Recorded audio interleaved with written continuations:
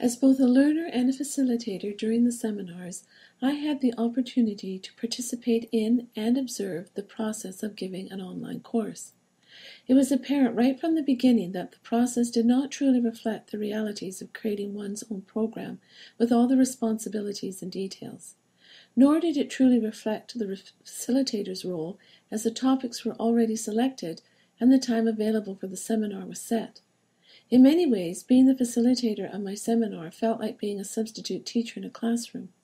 The content was set by the absent teacher, but I could teach that content in a manner that I chose. Upon reflection, I realized the process provided an extremely safe environment to experiment with the roles of both learner and facilitator, as it involved the Mille community of learners, a group of people that I am comfortable working with. Communities provide a sense of identity and security and places of shared values and beliefs. Building community requires intentionality to foster conjoint experience, shared meanings, common interest and endeavors, interconnectedness, and communion and responsibility. Building community among the learners of the seminar Dave and I were facilitating was already done for us, as the learners were members of the Mille community, a group of people who started working together in July 2010. Upon reflection, however, I believe online programs and courses encourage community building due to 3 elements. These elements are the realization of a common goal, acknowledgement that students need to be supported through the same arduous process of study and change, and recognition that they have a common background. My partner Dave and I had the topic of facilitating teams in a collaborative online environment, and we reduced this topic to one goal: to provide a learning environment which enables learners to research and evaluate current and relevant knowledge, both online and in text, which contributes to the database of this topic. Why did we choose this goal? Well, the move to designing learning environments entails deeper involvement of the learners in design elements, so that they become adept at choosing their own learning goals, creating their own strategies, and monitoring their own progress. This places the learner at the heart of the instructional design process, rather than just at the heart of the instructional process, where she or he has always been in instructional design. In the future, and in the design of learning environments, the learner moves into active participation and co-designer of his/her own learning. To reach this goal, Dave and I selected 3 objectives. Objective 1. Learners will locate knowledge pertinent to the topic of facilitating teams in a collaborative online environment. Objective 2.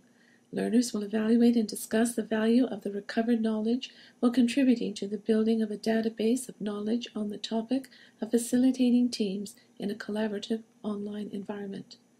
Objective 3. Learners will collaborate to prioritize the value of the recovered knowledge and cooperate to construct a succinct database of knowledge on the topic facilitating teams in a collaborative online environment.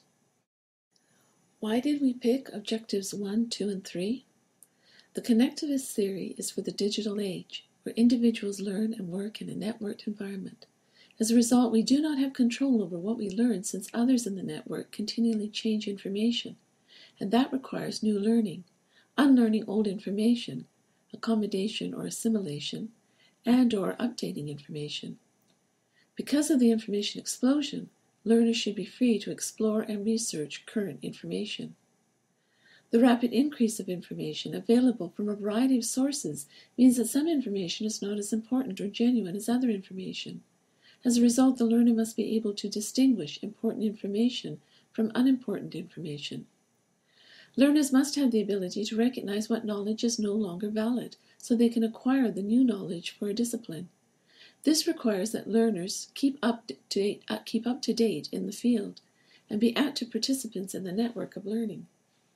Because of globalization, information is not location-specific, and with the increasing use of telecommunication, technology experts and learners from around the world can share and review information. As a result, learners must be allowed to connect with others around the world, to examine others' opinions, and to share their thinking with the world.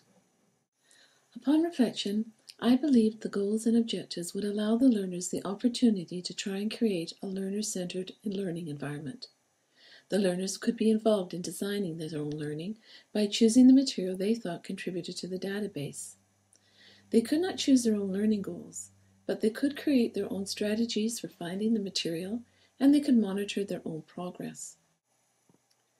The assignment was broken into 2 parts. In Part A, the learners would search out and post one new article, book, journal, website, wiki, or any other knowledge that would add to a database on the topic, facilitating teams in a collaborative online environment. In Part B, the learners would join one of 2 teams, the compadres or the partisans. And in their teams, they would be working to create a document that discusses 5 issues associated to team building and collaborative online activities. I had hoped to provide the learners with a shorter assignment requiring less writing and more research. It seemed to me that the weekly seminars were work-heavy as each team tried to demonstrate their facilitation skills by having the learners actively engage in their seminar with lively discussions.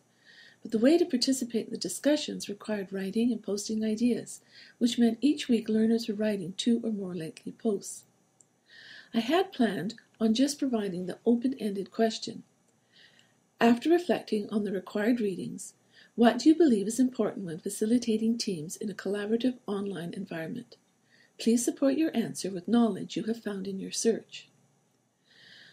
But my partner David spent a great deal of time working on the questions and wanted to direct the learning to reach the objectives and goals.